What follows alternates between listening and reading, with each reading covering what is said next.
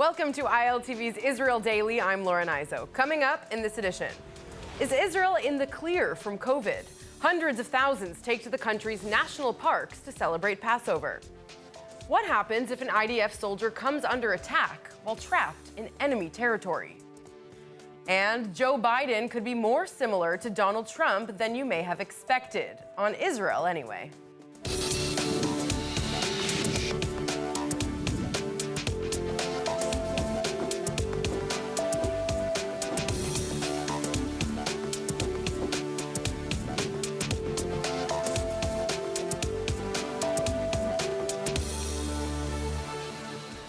Israelis around the country are celebrating Passover this week, and there could not have been better weather for the occasion. Hundreds of thousands spending their time off with family in national parks. The numbers are reaching record lows, but the question is, for how long will this bliss last? Chana Rifkin's report. חג שמח אזרחי ישראל. אני שמח לראות אתכם חוגגים ברחבי הארץ היפה שלנו. זה לא מובן מאליו. מדינות רבות נכנסות עכשיו לסגר.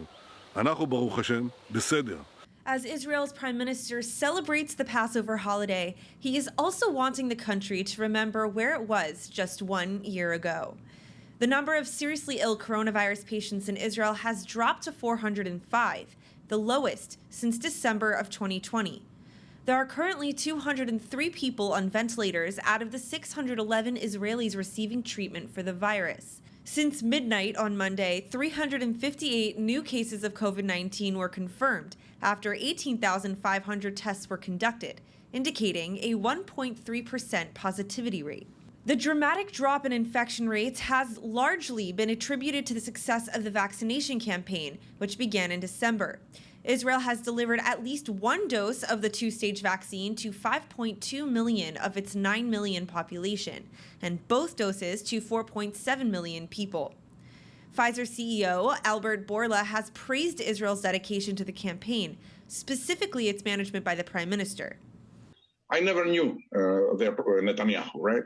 And he called me, and what impressed me with this man was that he was sitting on top of things. He was running the show. And I saw it in multiple times because there were some issues with the contracts. He would call and bring the lawyers together from the two parties. No one else did that. So he was running the show. Since the start of the pandemic, 6,189 people have succumbed to the virus, 426 of them since the start of March alone. Israel has taken major steps to reopen its economy after 3 nationwide lockdowns aimed at stemming the spread of the virus, while over 200,000 thus far flocked to parks and nature reserves for the Passover holiday.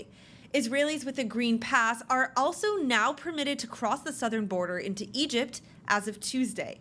אנחנו הקדמנו את כל העולם ואנחנו יוצאים ראשונים מהקורונה. חזרנו לחיים. אבל צריך לזכור, יש תפוגה לחיסונים שקיבלנו. אנחנו נצטרך עוד חיסונים, עוד מיליוני חיסונים, עוד חצי שנה, עוד שנה, אף אחד לא באמת יודע מתי. ולכן כדי לשמור על הבריאות האיתנה שלכם, כדי לשמור על הכלכלה הפתוחה שלנו, Still, Netanyahu adding that more vaccinations are on the way, and they may even be safe for children. אנחנו חייבים להזמין עכשיו עוד מיליוני חיסונים. הבשורה הטובה שאני יכול להגיד לכם שבסבירות גבוהה מאוד, החיסונים החדשים שנזמין כבר יהיו תקפים גם לילדים שלנו. As Netanyahu says, no one really knows when or how citizens will get a new round of vaccinations. But until then, the country is enjoying normalcy, even if just for a moment. Chana Rifkin, ILTV. Now, with the country's rampant vaccine campaign, health experts have feared the possibility of a new homegrown mutation, one that could be resistant to vaccinations and more dangerous than the original strain. Well, an Israeli mutation has been discovered, but according to officials, there isn't anything to worry about. Let's ask Professor Cyril Cohen, head of the immunotherapy lab at Bar Ilan University. Thank you so much for joining us today. Thank you very much for having me. Well, the variant has so far been confirmed in around 180 patients from Haifa in the north to Beersheba in the south, but it's believed that there could be maybe hundreds more cases around the country. What are officials saying why we shouldn't worry about this, and how much do we really know? So if we analyze I would say, the genetic sequence of that variant, what we can see is that it bears a mutation that is reminiscent from what we are seeing also in the British variant. Only one compared to two that are mostly prominent in the British variant. And the other thing we know is that variant, the Israeli variant, has been around for something like a few months, okay, more than half a year around, and it hasn't, superseded or even caused more morbidity, or is not, very prominent in all parts of Israel. So we did discover hundreds of cases, but this variant is not, we believe, very dangerous. Especially, we do not believe that it is resistant against the vaccine. Professor, there have been, several strains reported throughout the world, probably many more we don't know about. How are we certain that this mutation developed right here inside of Israel? Basically, what you do is that there is a worldwide database in which people are contributing the genetic sequences of the viruses that were isolated in each country. You can usually trace, those viruses and discover. When you discover a few cases, you automatically can update the database and you compare whatever you found in your country to whatever is known in the world. And we do believe that this is a unique variant. There are some fingerprints that really cause us to believe that this is an Israeli variant, but we already know about thousands of different variants. So we're not really concerned. The point is that when a variant becomes more virulent, then you can talk about what we call a variant of concern, a VOC. And so far, there are 3 variants of concern on the list of the WHO: the British variant, the South African, and the Brazilian variant. Is it possible that this mutation could potentially mutate into something more dangerous to cause more concern? Everything is possible, and that's why we should encourage people to get vaccinated to stop the spread of the virus, because every time a virus or a variant infects someone, it has a potential to mutate and change itself and generate a new variant. And using the vaccination, you can stop that spread. Therefore, it is very important to stop that. On the other hand, again, what is very interesting, what we are seeing around the world, is that the same mutations are popping up, around different countries. Therefore, we do believe that there is a biological convergence in that thing, meaning that at some point, all those variants will look alike. Netanyahu mentioned that it could be roughly 6 months to a year before the entire country has to be revaccinated again. Do you have any predictions about what might happen in 6 months to a year?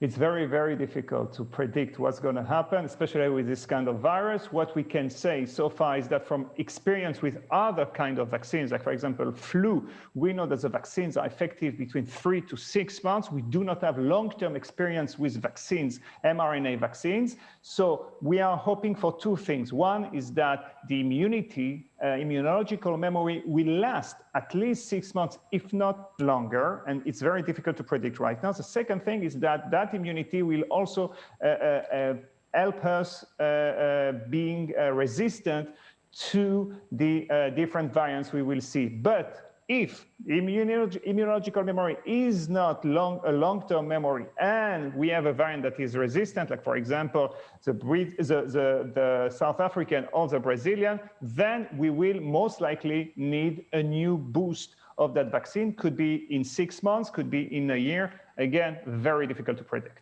It will be an interesting year ahead. Professor Cyril Cohen, thank you so much for joining us. Definitely. Thank you very much. Well, as the rest of the world catches up with their vaccine campaigns, some are taking inspiration from Israel's exit strategy. New York City will adopt Israel's COVID digital pass plan, giving citizens access to various facilities and amenities if and only if they present a special pass that proves they've been vaccinated, recovered from the virus, or tested negative. According to a statement from Governor Andrew Cuomo, like in Israel, individuals will be able to either print out their pass or store it on their smartphones using a special app. Big venues such as Madison Square Garden will start using the program at the beginning of April, eventually expanding to smaller arts, entertainment, and event venues. If the program is successful, it could just be a matter of months until it's implemented nationwide throughout the United States. Well, following the signing of the Abraham Accords last year, it was just a matter of time until Bahrain appointed an official ambassador to Israel, and that time has finally come. Khaled Youssef al-Jalahama will assume the position after being appointed by the country's foreign minister and being approved by Israel's foreign minister, Gabi Ashkenazi. Jalahama's resume includes having been director of operations at Bahrain's foreign ministry and deputy chief of mission at Bahrain's embassy to the U.S. from 2009 to 2013. Ashkenazi sharing a phone call with his Bahraini counterpart over the decision, saying on Twitter the opening of the embassy and appointment of the first Bahraini ambassador to Israel prove the strong bond being forged between the two countries. A Bahraini team is expected to arrive in Israel in the coming weeks to set up the embassy in the Tel Aviv area. Well, the IDF carried out this week its first ever joint exercise between an elite commando brigade and a home front command battalion, reenacting emergency scenarios in enemy territory. The drill, held at the Rotem Training Center in the country's south, imagined the commando unit had become trapped under rubble after an attack, forcing them to join forces with Home Front Command's search and rescue company. The drill follows lessons learned from wars in Lebanon and Gaza, where Hamas and Hezbollah would attack buildings used by IDF units, causing them to collapse on soldiers. A lieutenant colonel involved in the drill said the soldiers in these units must be soldiers who can bear the mental burden, operate under fire, and understand the complexity of the situation. More tensions are arising between police and Israel's Arab population after a mentally disabled man was shot and killed by an officer in the city of Haifa. According to police, 33-year-old Munir Anabtawi was running around with a weapon when his mother called the cops to the scene for help. Police say when they arrived at the scene, he brandished a knife. In response, a police officer shot him in the back, and he later succumbed to his injuries in the hospital. The sister of the victim, speaking to Israeli media, says her mother called the police to help her brother, and they came to shoot him in the back. Another family member accusing the police of assassinating him. A thorough investigation has yet to be carried out, but the officer's superiors and comrades believe he will be exonerated. U.S. President Joe Biden's administration is holding off on using the term occupied territories in an annual human rights report. The term was famously abandoned by predecessor Donald Trump, in addition to other pro-Israel policies implemented during his term, including declaring Jerusalem as the capital of Israel, which was also repeated in this report. Let's find out more about the annual report on human rights and what we can gather from it about Biden's Middle East policy. Let's speak with Kevin Racklin, the U.S. Director for the Alliance for Middle East Peace. Thank you so much for joining me today. Thank you for having me. Great to be here. So, Kevin, what are the key takeaways from this report? Biden isn't outright saying he doesn't agree with Trump. In fact, generally, there are more similarities in his language to Trump than we might have expected. What were the points that stood out the most to you?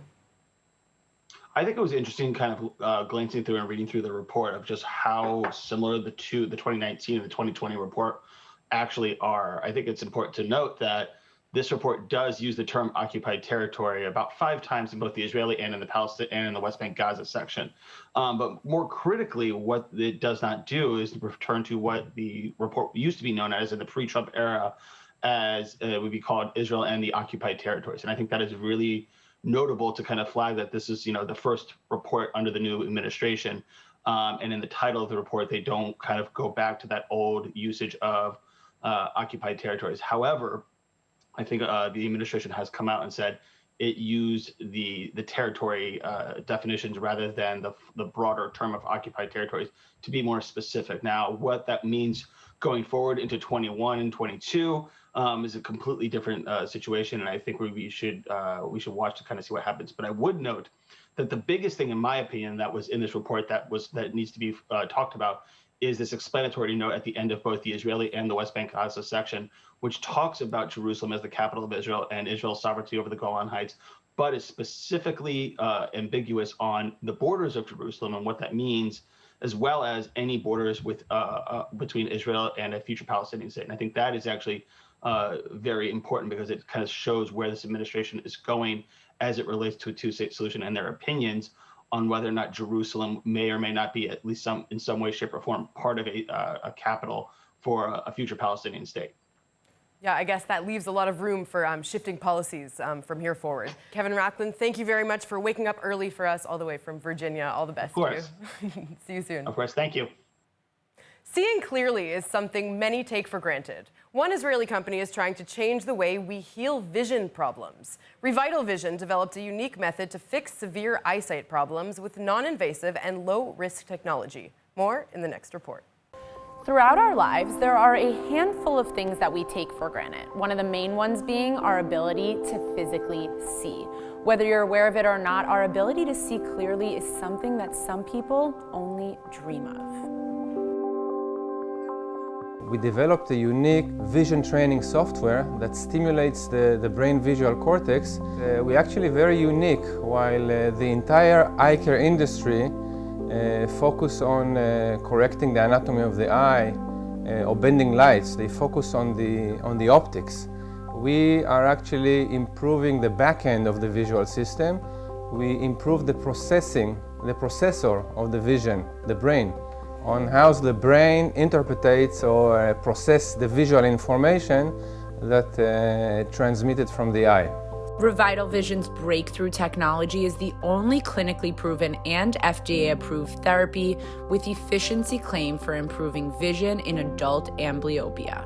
First comes the diagnosis. We need to make sure that the patient is suitable for the therapy program. So the original development was to treat adult amblyopia. Amblyopia, or lazy eye, is a disease where the brains fail to process vision from one eye and favor the other eye.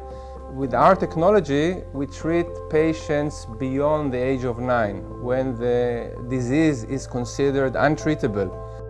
Most eye diseases and low vision impairments are approached from a purely optic perspective, treating solely the eyes and therefore resulting in partial success only. ReVital Vision is doing things completely different. Later, we try to apply the same technology on patients that they actually have pathology in the eye. So they suffer from different eye diseases. And we saw that if they have sufficient vision to start with, so they could see the visual stimulation, we can improve most patients' vision.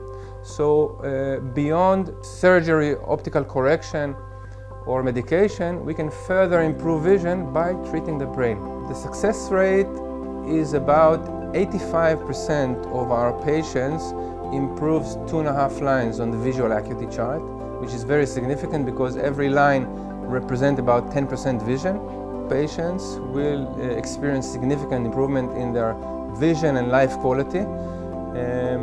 We have those, we don't have 100% results, so for those patients who do not improve, we actually guarantee success. So we are now fundraising through PeopleBiz, which is a crowdfunding platform. Our goal is to become a standard care for the treatment of different eye disease and visual impairments in the eye care industry.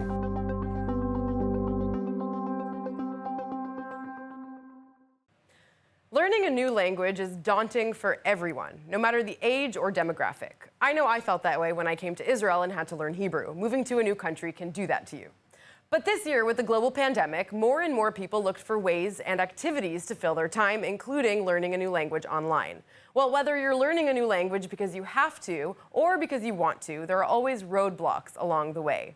Yoel and Orly Ganor are the founders of Ulpan Or and have tips for anyone wanting to become a fluent Hebrew speaker. Welcome. Thank you so much for joining me today. Thank you for hosting us, Lauren. Of course, of course. So how do people generally deal with the idea of learning a new language? Okay, so most people, let's say in the traditional way, they try to find either a very good teacher or a very good school, and they try to find time for once, twice a week of coming to this place and studying. And the thing about that is that they depend on someone from the outside to teach them a language. What happens usually in the traditional way is that you study, learn how to read, how to understand text, and you usually don't focus so much on speaking.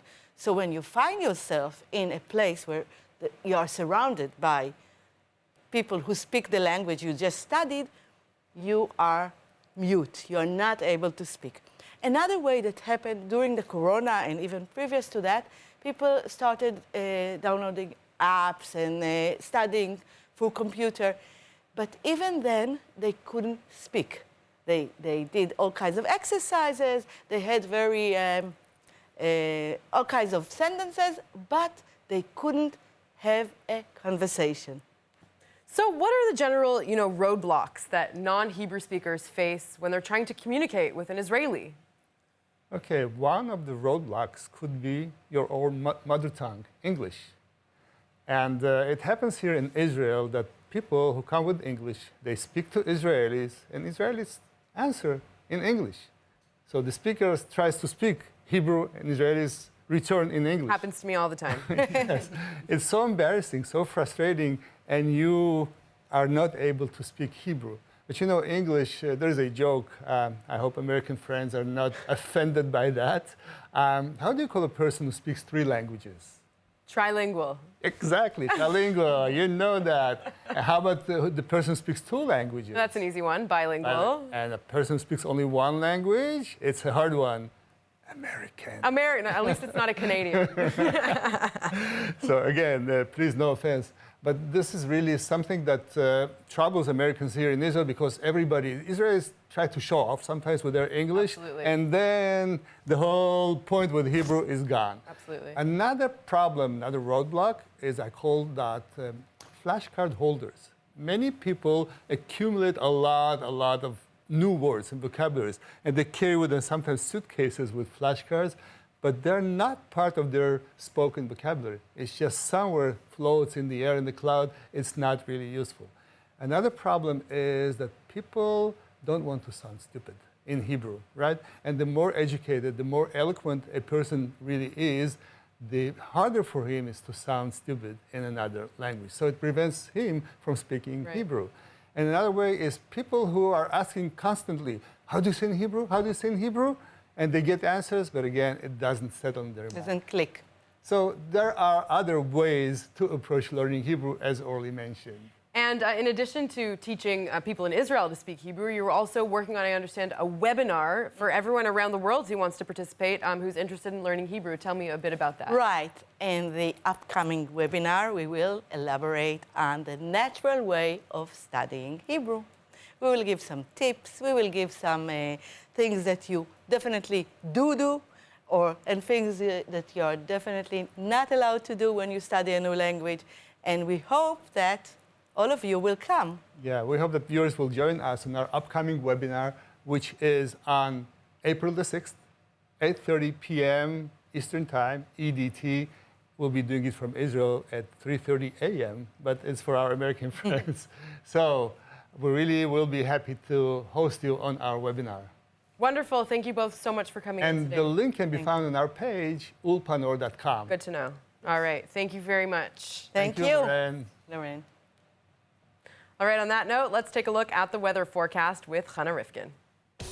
Looking fab in blue, Lauren. Well, April showers do indeed bring Mayflowers, and so tonight and into tomorrow, Israel's calling for lots of rain. And I mean cats and dogs.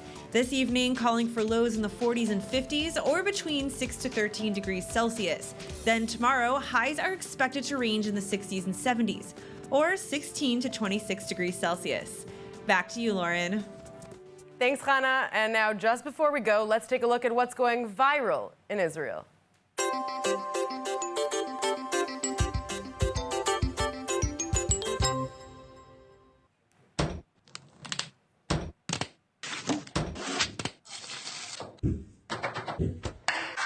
Well, if you needed a good beat to dance to, this one comes straight from the IDF social media. It is a bunch of soldiers cleaning up and preparing for Passover, and I have to say, this is going to be in my head for the rest of the day.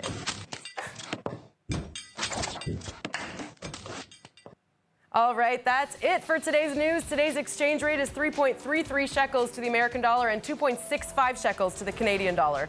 For more news from ILTV, please like ILTV on Facebook, follow us on Instagram, and subscribe to our YouTube channel. Don't forget to visit the all-new and improved ILTV website at iltv.tv and subscribe to our newsletter for the latest updates while you're there. I'm Laura Nizo. Thank you for watching.